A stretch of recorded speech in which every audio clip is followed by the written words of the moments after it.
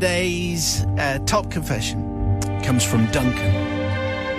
Duncan, thank you. Father Simon and the Collective. In my early 20s, my mother announced one day that Grandma wasn't very well and that she, Dad and my little sister were going to move into my grandmother's bungalow in a little coastal village in the Vale of Glamorgan. So leaving number 57, our large family terraced house in the neighbouring town. They were going to go until Grandma got better. Leaving me and my brother Matthew, we could not believe our luck. Things were looking great. We had the whole house to ourselves. I don't think they were saying that they were pleased that Grandma's poorly. They're just thinking they got the house to themselves. Yeah. For the next 2 years, number 57 became the hub of the village, certainly after last orders. Number 57 was the nearest open house to 3 pubs and the Chinese takeaway at the heart of our village.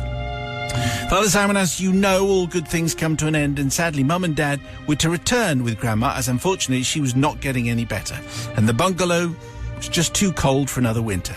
So I moved out. I quickly found a new flat just down the road in Penarth.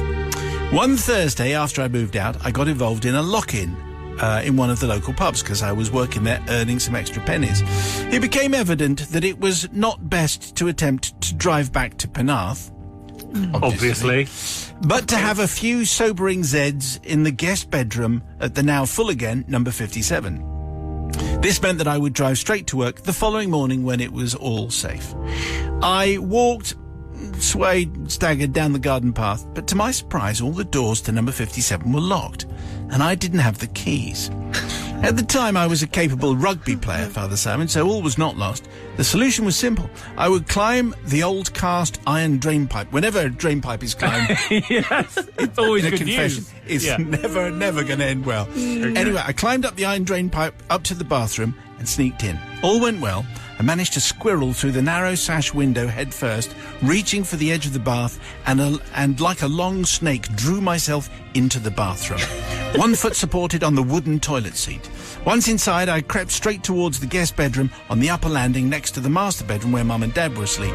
Silence was of the essence as the house was some 60 years plus old and the floorboards had characters of their own and creaked like you wouldn't imagine. To get soundlessly to the guest bedroom, your right foot had to be on the far right of the step next to the skirting board, then with a pirouette facing the wall, balancing like Spider-Man. Yeah. Upright hands above your head, switching balance, and then placing your right foot again on the far left of the 7th step. If not, the guarantee was you would wake Dad.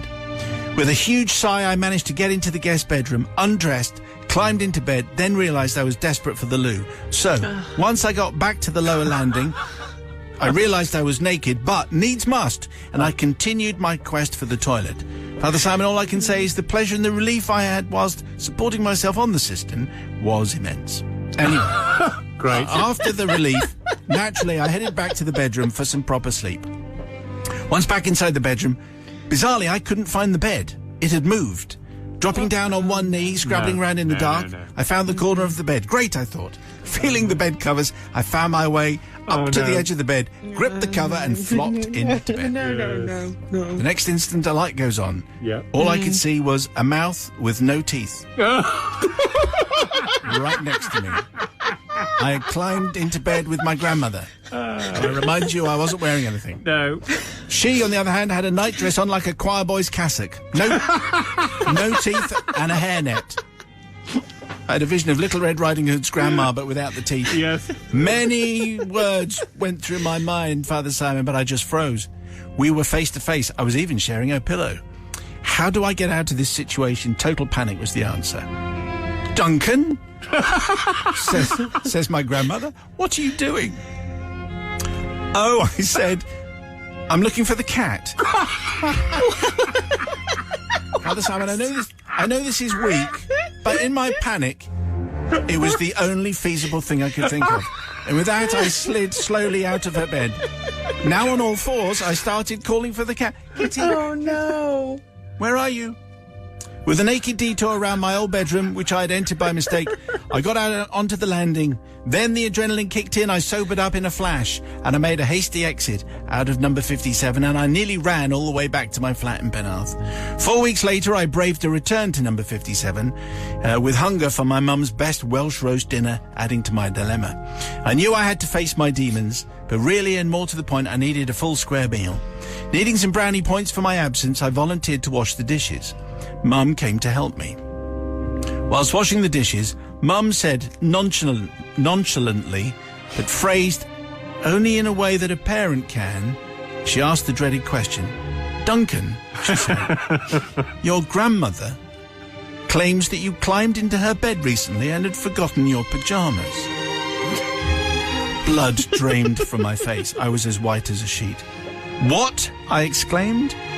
My mother said, I don't think she's well. I think she must be going senile." Well, nothing more was said, and for many years I never discussed it with anyone. Well, why would I? The opportunity to raise any objections had passed, and bygones need to become bygones, Father Simon. If you can't laugh at yourself in these times, then we have no hope. Yeah. Father Simon, I do seek forgiveness for lying to my mother, for all the aforementioned crimes, which I think are now very clear. Shocking, really, and I think Duncan should probably have said no when my grandmother said I was in her bed accidentally was just something that had happened. Anyway, Sister Susie is now going to speak for the nation. Well, Duncan, I just can't forgive you. Like, why don't you have a key to your old home? If you don't have a key, maybe they don't want you in there, so take the hint and don't use it and climb up the drain pipe. It's just not, no. And poor Grandma. They thought she was going crazy. I can't forgive you, not at all. Brother from another country. I mean, there's so much to love in this confession. There's the sort of the Mission Impossible stuff that was going on the landing with trying to avoid the squeaky floorboards. There's the light coming on for some reason. That just came on. And then the excuse about the cat. I love all of it. And the fact is that everyone wins from this because nobody wanted to ever address that time where you were naked in the bed with your grandmother. So it's all fine. We're all going to forgive. Is it?